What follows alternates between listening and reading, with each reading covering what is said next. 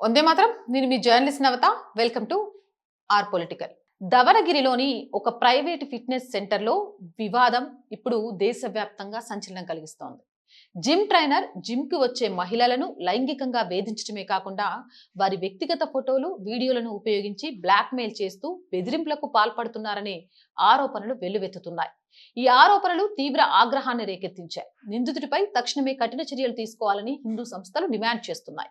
ఇక కేటీజే నగర police station పరిధిలో జిమ్ నడుపుతున్న ఇస్మాయిల్ అనే జిమ్ ట్రైనర్ ఈ తతంగాన్ని నడుపుతున్నట్లు తేలింది. ఈ ట్రైనర్ వ్యక్తిగత ఫిట్నెస్ శిక్షణ ఇచ్చే నెపంతో మహిళలను మొదట నమ్మబలికి విద్యార్థులు, గృహిణులు, అలాగే డాక్టర్లు, ఇంజనీర్లు, ప్రొఫెసర్లు, ప్రభుత్వ అధికారులు వంటి మహిళలను మరియు అమ్మాయిలను లక్ష్యంగా చేసుకుంటున్నాడు. నిందితుడు ఇస్మాయిల్ తనకు పెళ్లై పిల్లలు ఉన్నారనే విషయంతో సహా తన అసలు గుర్తింపును, వ్యక్తిగత వివరాలను దాచిపెట్టి జిమ్కు వచ్చే మహిళలతో సన్నిహిత సంబంధాలు పెంచుకొని ఆ తర్వాత తమను లైంగికంగా వేధిస్తున్నారని ఆరోపిస్తున్నారు. అతను వారి వ్యక్తిగత క్షణాలను రికార్డ్ చేసి ఫోటోలు, వీడియోలను మొబైల్ ఫోన్లు, సీసీటీవీ సిస్టమ్స్ లో దాచిపెట్టాడని, వాటిని ఉపయోగించి బాధితుల నుంచి డబ్బు వసూలు చేయడానికి లేదా వారి ఇష్టానికి వ్యక్తిగతంగా తనను కలవడానికి బ్లాక్మెయిల్ చేశాడని పేర్కొన్నారు.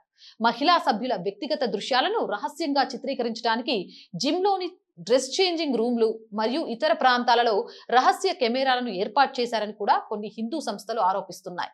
కొన్ని ఫుటేజ్లు, ఫోటోలు బయటకు వచ్చాయని వాటిని పరిశీలిస్తున్నామని పేర్కొన్నారు. అయితే ఈ ఆరోపణలను పోలీసులు ఇప్పటి వరకు ధృవీకరించలేదు. మహిళలు తమ ఆరోగ్యం, ఫిట్నెస్ మెరుగుపరుచుకోవాలనే ఉద్దేశంతోనే జిమ్లకు వస్తారని, అంతేకాని దోపిడీ లేదా బెదిరింపులకు గురి కావడానికి కాదని పేర్కొంటూ సంస్థల నాయకులు ఈ సంఘటనలను తీవ్రంగా ఖండించారు.